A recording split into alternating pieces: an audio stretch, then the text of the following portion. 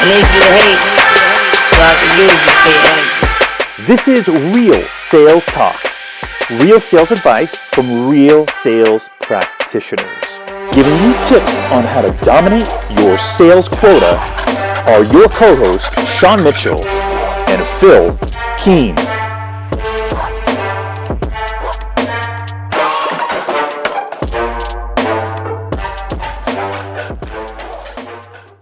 What's going on, everyone? It's Sean from Real Sales Talk. Phil and I are excited to bring you Season 7, Episode 1, and we've got Joe Bisagna on the line to talk to us about business acumen and maybe a little bit of AI. Joe, welcome to the show. How are you? Hey, guys. Happy to be here. Thanks for having me. Absolutely. So why don't you give a quick introduction to our Real Sales Talk audience about who you are and what you're up to? Yeah, sure. Good job nailing my last name. I cheated. I asked you before we started recording. Yeah. So Joe Bisagna. Recently, I was the VP of Sales at a company called MarketBridge, in which we were selling to sales executives. So we had a leading sales enablement platform technology, and I spent most of my career selling to sales executives. And I'm currently a sales advisor to a number of Silicon Valley startups in New York City. Love it. This is great. This is going to be a great topic over the next 30 minutes here as we dive in here. So give us a little bit of insight into how you got into selling to sales executives.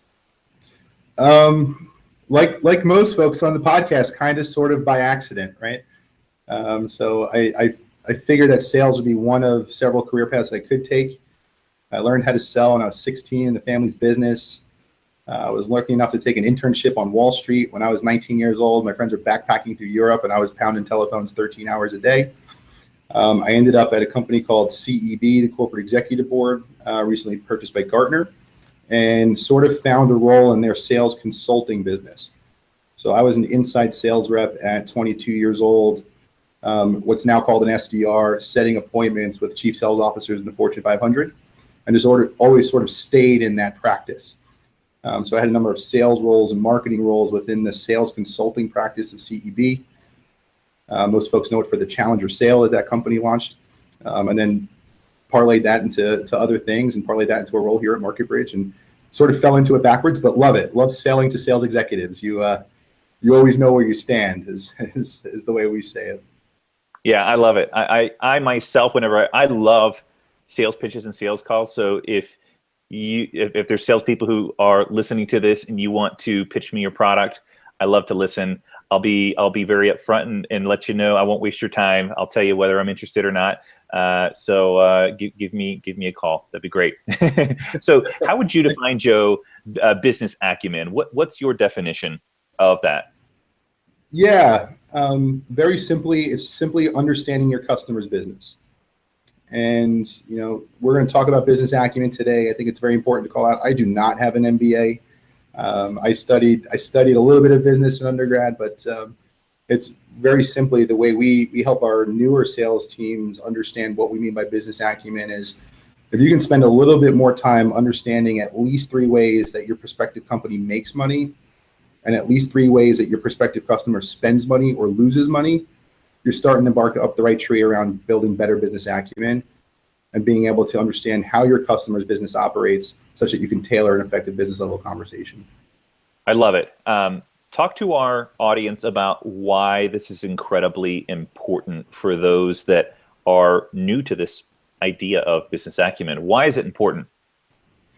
Yeah, I think that there's a lot of noise out there in the market, candidly. I think it started from a very good place. I don't think it was intentionally meant to distract salespeople, but there was a lot of noise around you need to be teaching your customers something. You need to be tailoring the conversation. A lot of good insights around social selling. And I think where we got to with tailored messages was everybody sending out emails saying, oh, you went to such and such university. My cousin happened to do too. I need 30 minutes of your time. And while that's a great tailored approach and a great way to think about having a way to gain access to a senior level buyer, doesn't really help the buyer understand what she or he's going to be getting out of the conversation in terms of how they manage their own business. So some of this stuff is very good. But what's recently happened is I'm thrilled with the amount of inbound questions that I'm getting from salespeople, whether it's a sales leader, a sales rep, a sales manager themselves saying, hey, how do I understand my customer's business a little bit better? There seems to have been a shift towards automation tools, canned outreach. And now the way to differentiate is actually to talk about the customer's business, because there's not enough of that in the marketplace. So we're starting to see the pendulum swing back a little bit. So it's been really refreshing. It's been really refreshing to see the market move that way. It's been really refreshing to see salespeople raise their hands and say, this is something that we want to get better at as a team or as an individual. So I'd love to hear, all right, you get a new hire, maybe it's an SDR that's doing prospecting, or it's a newer inside sales rep. How do you actually train them to start understanding the 3 ways that people spend money and the 3 ways people make money? What's that process look like for you? Where do they start? Do you start with a certain industry? I mean, how do you do that? So I think we figured it out now, but we made a lot of mistakes early in the process. Here's the mistake that we've made early that folks should maybe think about and think differently about.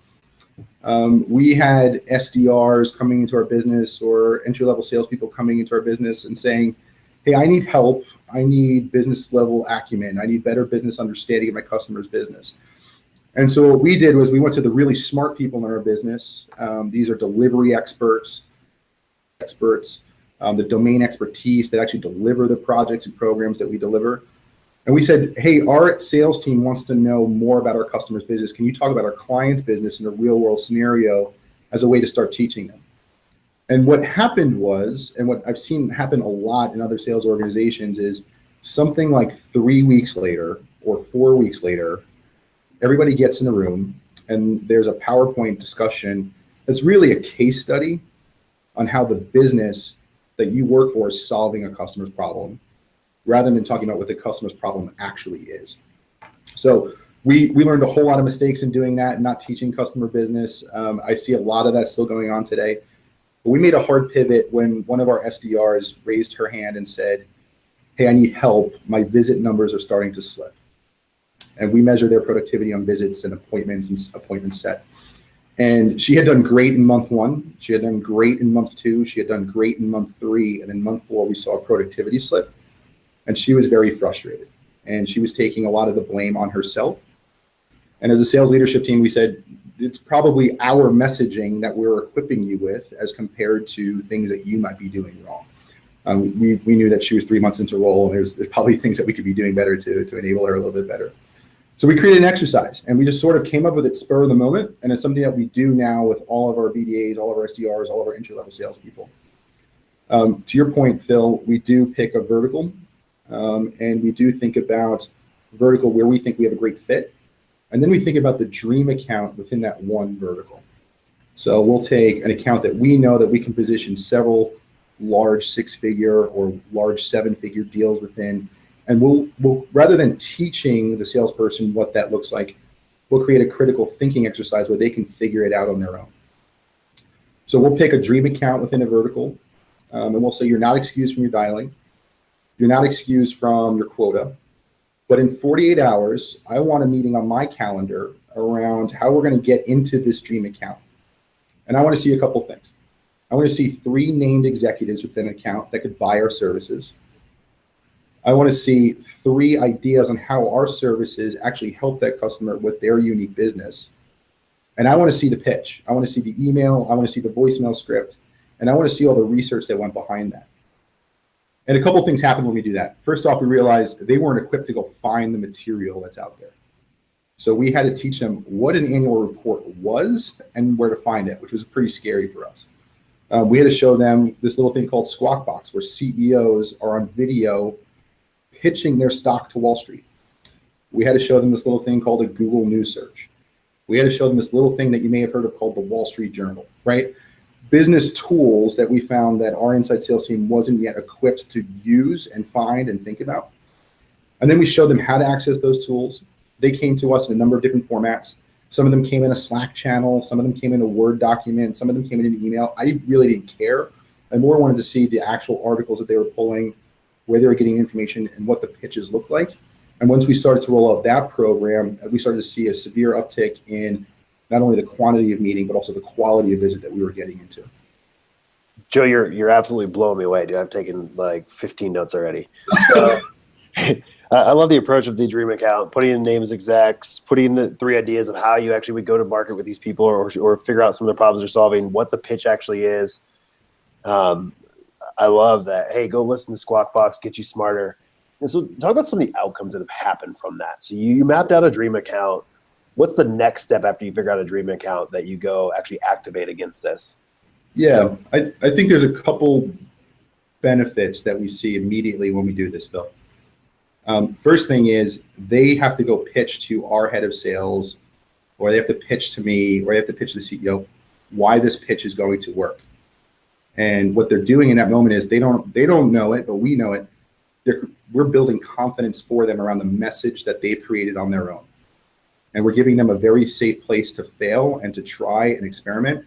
But we're building up the confidence because we feel that sometimes just the confidence alone is the thing that's creating the phone avoidance, is the thing that's creating the outreach avoidance. We give them that confidence level, and that's something that you can't see on your balance sheet, but it is something that we can know within the skill development with our own team, and that's a really big step for us.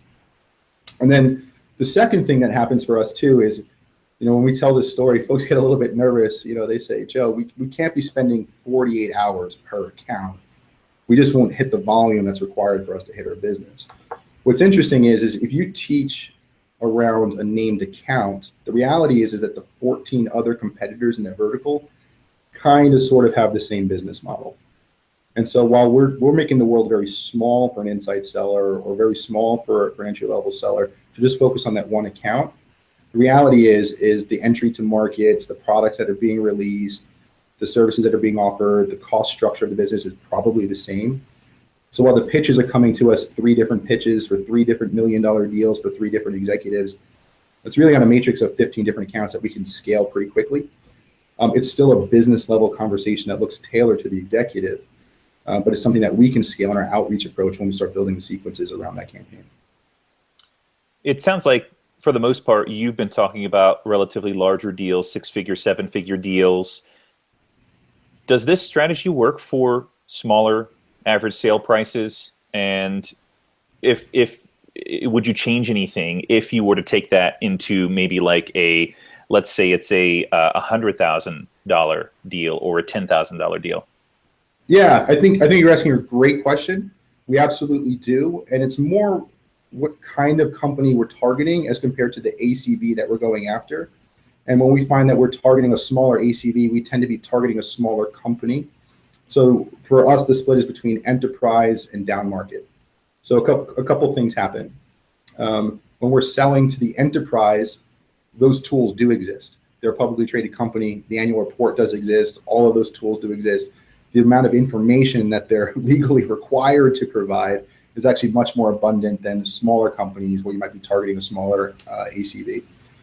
What we found is that the approach for down market is a little bit different, but sort of the same principle. Where a large market company, an enterprise level company, might have 10 different business units, 10 different products within that company. It's actually operating as 10 different companies under one umbrella. That makes it severely complex for an entry level seller to understand or for somebody to understand. A down market company or fast growth, VC backed, PE backed company, where the ACV for me as a seller might be smaller, they tend to be really good at marketing around one individual thing. And tailoring our approach around their mission statement, around their vision statement is incredibly important. I don't have an annual report to look at. I don't have a Squawk Box video to review, but they're also really good at packaging up the one thing that they do. So where a tailored email to an enterprise seller that worked really well for us was increasing product XYZ sales after your Q1 earning report. We get a ton of meetings off of a pitch that rhymes with that. Down market, we get a ton of value from a pitch that says something like, hey, we're brothers from another mother. And your mission statement says this. We do the same thing, but we do it for sales and marketing teams. And something like that it's just showing a level of business understanding as to what they do. And that level of approach has worked really well for us. Very different in the tools that we use, very different in the scripting that we use, but same concept in showing the customer that we understand their business as compared to comparing what universities we might have shared networks and things along those lines. So Joe, it sounds like you've got the strategy sounds a little bit simpler when you're dealing with smaller companies that you're reaching out to. It's easier to find information, or it's not as complex as far as who you need to reach out to. Is that right? It's easier to figure out what the org chart looks like because there's usually one org chart. When you're selling to an enterprise company, it's probably 10 or 12 different org charts. When, for us, we sell to sales executives, we sell to marketing executives. There's usually one head of sales, usually one head of marketing. That makes it easier for us to pinpoint the individual that we're targeting. So it makes it easier to find that one named executive or those two named executives that we're reaching out to. In that sense, it makes it easier. What's harder is that the amount of information around that individual or around that individual company is limited. So that's where the creativity comes in. And so we've also found that the behavior is a little bit different. So candidly, when we have the time to think through complex business problems for large, complex enterprise companies, the behavior of that selling motion looks very different than a down motion market where they tend to move very fast, tend to be focused on one thing. So we've had to also upskill the way in which our salespeople talk to those two respective markets differently. So what I mean by that is a business level conversation with an upmarket executive tends to sound like, that sounds great. Please contact my office. We'll get a meeting on the books in about 2 weeks. We'll go to that call. Please follow up with me in about 2 weeks after that. It's this long process in which we're managing consensus. We're building a deal, and we have time to do even more detailed research around that.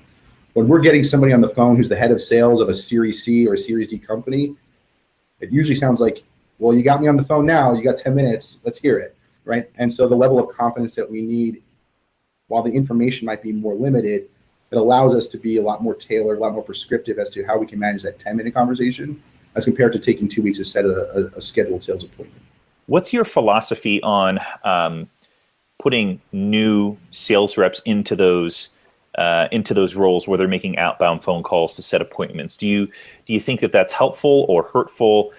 Is it a matter of training and getting that rehearsing and role playing down? What's your thoughts on that?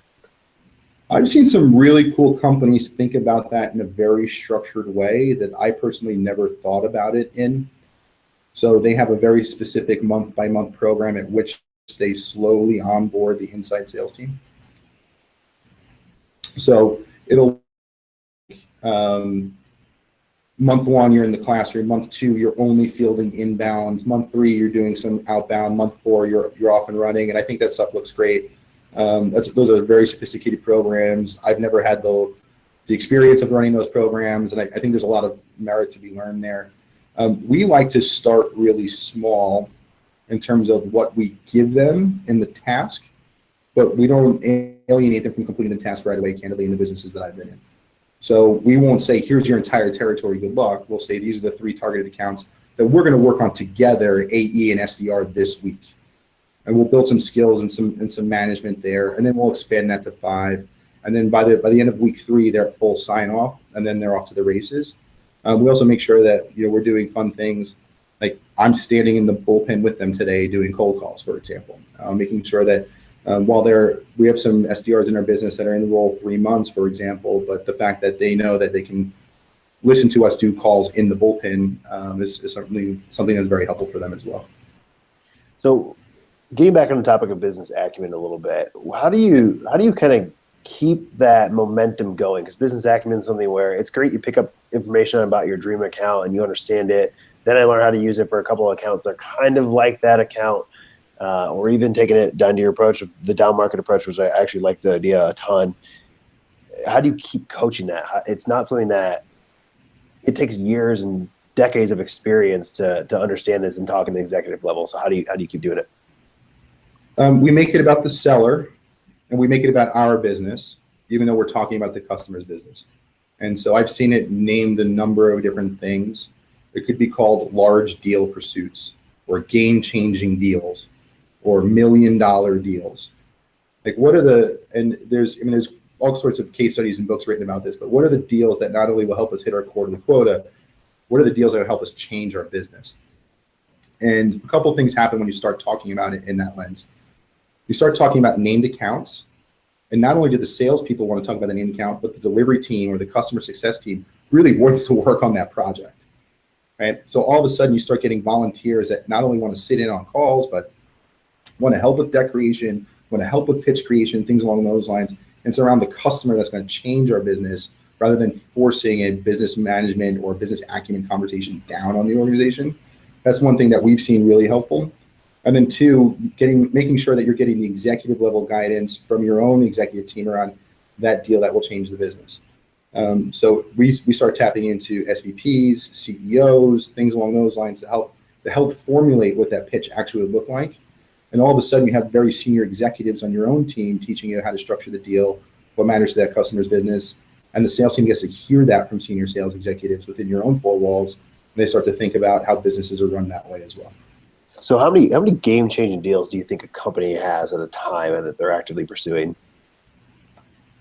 I like to keep it small and realistic. We've seen the list get a little bit too large.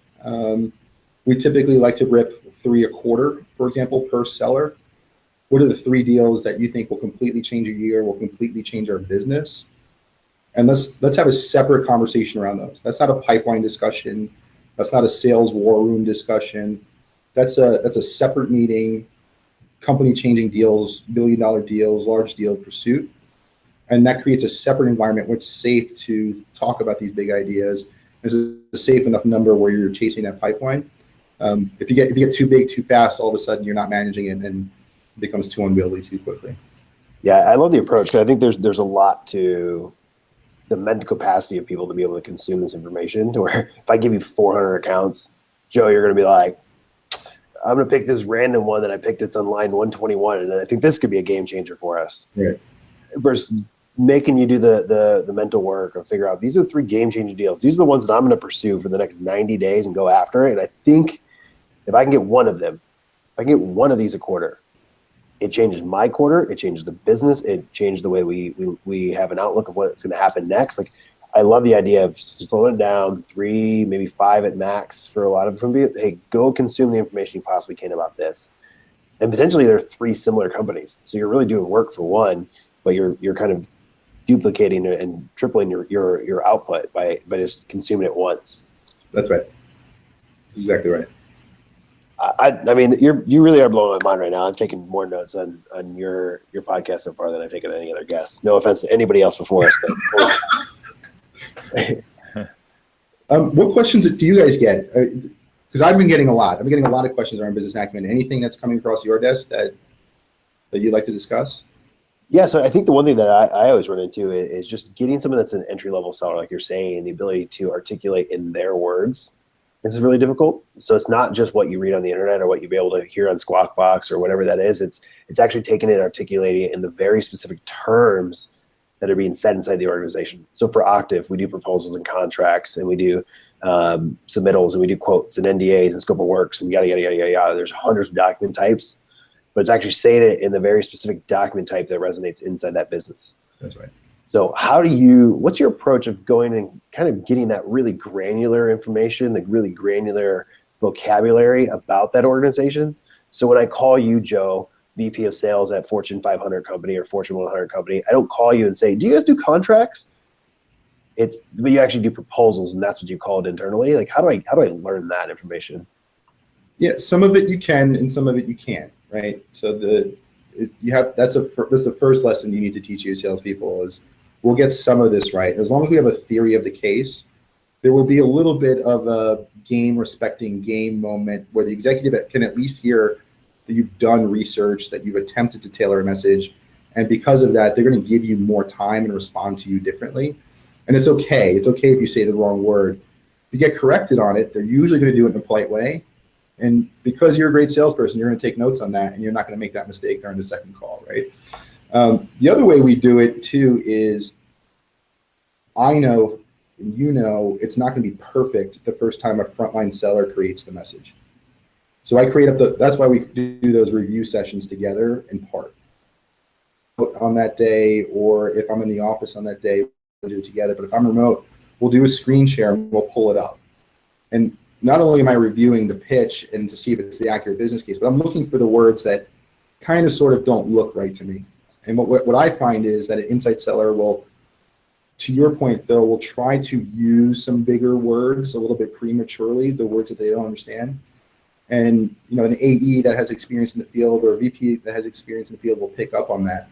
And then what I do very quickly is I say, okay, I don't understand what this sentence means. And I highlight the sentence.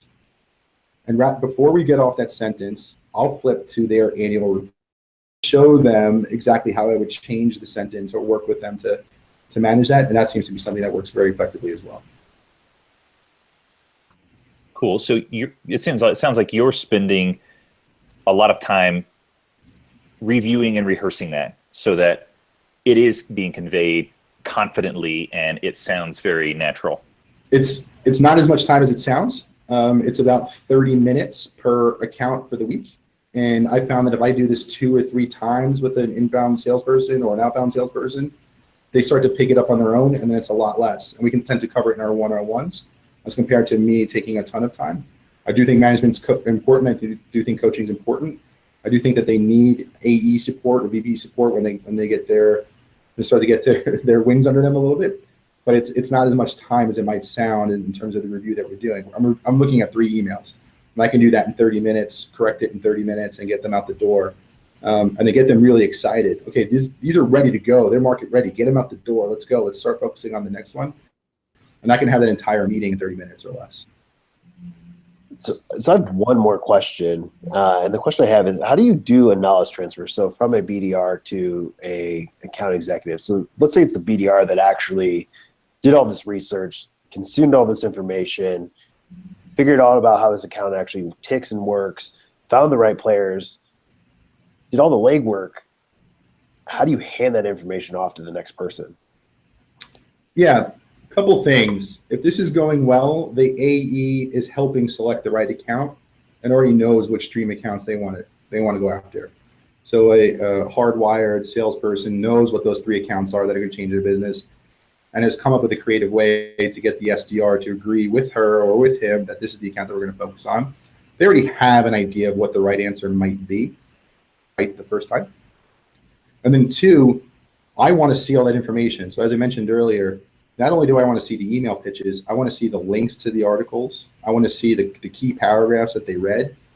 And I don't care what format it's in, Phil. I really don't. Like sometimes it comes in a Slack channel around that key account. Sometimes it comes in a Word document around that key account. And I'm just reading up on it. If I like the link, I'm saving the link to my account folder for that given account, things along those lines. And I'm reading up on it that way. And what I find is, as I read their research, as I look for different links, I've been doing this a long time. I've been doing this a long time. 30 minutes of pre-call prep, that's okay. We want to be doing an hour for our big deals and for our big meetings. But 30 minutes of pre-call prep, it's a pretty good email coming in of an AE, and they got the gist of the conversation, and they'll be able to adjust on the fly once they actually do conduct the actual meeting with the customer. So you had the BDR just dump everything on the AE and let them consume it and digest it a little bit and figure out what that looks like, and then articulate it back on the call. If it's going right, the AE is playing an active role in helping to shape that message. And so by osmosis and getting the initial voicemail correct, and by osmosis and getting the initial email correct, the AE is actually absorbing a lot. So it looks a lot less like a data dump, a thinking exercise. And by osmosis and working together, the AE starts to take on that knowledge that the BDR spent a little bit more time than the AE did in researching and gathering. What's going on in the world of sales? You guys talk to everybody every day. What else is a hot topic these days? Yeah, I mean, world of sales, there's a lot of stuff going on in the world of sales. So AI is new. I think that's something that you have an interesting opinion on AI. It might make sense for us to go into like a second episode one day and just talk in depth about what that second episode looks like. I think that's really interesting. Business acumen is something that's been popping up a lot more frequently. The one thing I think consistently I've heard, though, from sales leaders that I love hearing, good sales leaders, is I'm in the bullpen and I'm on the phone and I'm standing in the middle of everybody and I'm doing it too. I'm getting dirty. And I think that's something that listening and having the conversation across, 3 seasons we've done now, Sean, is the good sales leaders. Actually, sorry, not the good sales. The great sales leaders are on the phone with a headset, doing everything that everybody else is doing, and they're learning just as much as everybody else is and getting better at their craft. That's a super important takeaway, I think. And I even heard it from you today. You mentioned it. Like, it's like the 4th episode in a row that I've heard the sales leader say, I'm in the trenches and I'm doing the work. So I think that's a really important call out. I actually took a note of it here as like Joe's on the phone, makes calls. It's the fun part of the job, right? Like there's only so many Excel spreadsheets I can put together for my leadership team around how the business is performing, right? Before I start missing sales. So I think it's really important. I think it's a good confidence building exercise for the inside sales reps. I think it's a great way to show them that it's okay to make some mistakes. There's going to be some bad sales calls. There's going to be a safe place to try some new scripting. Do that are the days that we have our highest activity metrics on the day. I didn't show up and hand out envelopes. I didn't show up and put some crazy objective on the board. Nobody leaves until we get 15 appointments on the books, right? I just showed up and started making phone calls. And people want to be a part of that. That's why people are in sales. And if they start catching that hum and realizing that's the fun part of the job, it catches like wildfire really quickly. And it's invigorating for an old timer like me too, to actually stand there in the bullpen and actually have a good time with some young, energetic folks and just have fun doing the craft. Yeah, I think it normalizes the relationship, and you go from, boss to their level, actually doing the work, getting in the trenches, and they can see that you're not just someone who sits on the high horse or in the enclosed office doing work on the computer. It's okay, this guy can get with it too. He can make the phone calls, and in some cases maybe every phone call doesn't go the way that you want it to, and I think it's good for them to see that from their boss, that hey, not everything goes perfectly for him or her, my boss as well. Totally agree with that. Cool. Well, let's go ahead and wrap up. Joe, we're going to move into an exclusive YouTube section of the interview where we rapid fire 3 questions to you. But before we do that, I want to make sure everyone who's listening to this on the audio side as well as watching the video has an opportunity to get connected with you. So how's the best way for people to get connected with you? Is it LinkedIn? Is it Twitter? Is it email? Yeah, easiest is LinkedIn. Bisagna not only sounds kind of like lasagna, but it looks kind of like it too. It's JB as in boy, ISAGNA. You can find me on LinkedIn that way. That's usually the easiest. Now, there's a lot of talk online about sending personalized LinkedIn requests. What side do you fall on? I'm pretty agnostic. I don't care if you send me a personal or generic or nothing at all. I think it's nice when it's personal, but where do you fall on that? Yeah, I fall on personal. It took me a while to figure out that the 3 dots on my mobile phone was the way to do personal from my mobile phone. I lean on personal, and I had been waiting until I got in front of my desktop before sending out that request. But the 3 dots, the top right-hand corner from your mobile phone, is an easy way to send out a personal note as well. Joe, actually, don't feel bad about that. I was listening to a different sales podcast, and there was a LinkedIn social selling expert. It was like, you can't personalize messages on mobile. And I sent that person an email with step-by-step guidance of how you actually can do it on mobile. So don't feel bad. It was a LinkedIn expert that also couldn't do it himself. So it's good. Yeah, we know. That's a little tech tip wrapped into a real sales talk interview. I like that. All right, Joe, we're going to move into rapid fire here, and this gives our listeners an opportunity to get into the mind and the habits of sales professionals. So my first question for you is, who do you find inspiration from? This could be personal, this could be professional. Who do you look to for inspiration and motivation internally? I mentioned when I was 19 years old, I was lucky enough to have a sales internship on Wall Street. I got that job because my uncle / godfather / best friend happened to know me pretty well. He passed away several years ago. He was the best salesman I've ever met. I've got pictures of him on my desk. I look to that more than to other people. I've had great coaches, I've had great mentors, but that's a personal note for me as to how I can be a better salesperson tomorrow. Incredible. Do you listen to any audiobooks or podcasts? And if so, which ones can you recommend to our listeners? I love what you guys are doing here. I love what Enterprise Sales Podcast is doing with Noah Goldman. I think those 2 are great. The only other thing that I listen to, and it's a little corny, a little cheesy, But I listen to Eric Thomas, the hip hop preacher, sometimes on YouTube. And while it's not necessarily a sales podcast, it definitely gets me pumped up. Something to listen to at the gym, things along those lines. Nice. I love it. I've heard of him, but I haven't checked him out. I should go check him out for sure. All right. Last question. Do you have any routines, either in the morning or in the evening, that you do every day that you think would be interesting for our listeners? I walk to work. That's the closest thing I got to a routine. I was working from home for a long time. Doing cold calls in my Redskin slippers wasn't ideal for me. So we got an office. I have my shoes like an adult, and I walk around half to work, and just getting quick 20 minutes, 25 minutes of walking, and then getting into a place where I know I'm in a business mindset. Very helpful for me. Most folks have the privilege or the luxury of going to an office, so that's already baked in for them. That's something that I do that's very helpful for me. Awesome. Super great insight. I think there's some massive value in getting moving, getting your blood pumping in the morning. Joe, we've really enjoyed your insight today. We appreciate you coming on and sharing some insight into business acumen, and we look forward to continuing the conversation offline. So Real Sales Talk, if you want to connect with Joe, go find him on LinkedIn and send him a personal request, personal invite. Thanks again, Joe, and we'll see everyone on the next episode of Real Sales Talk.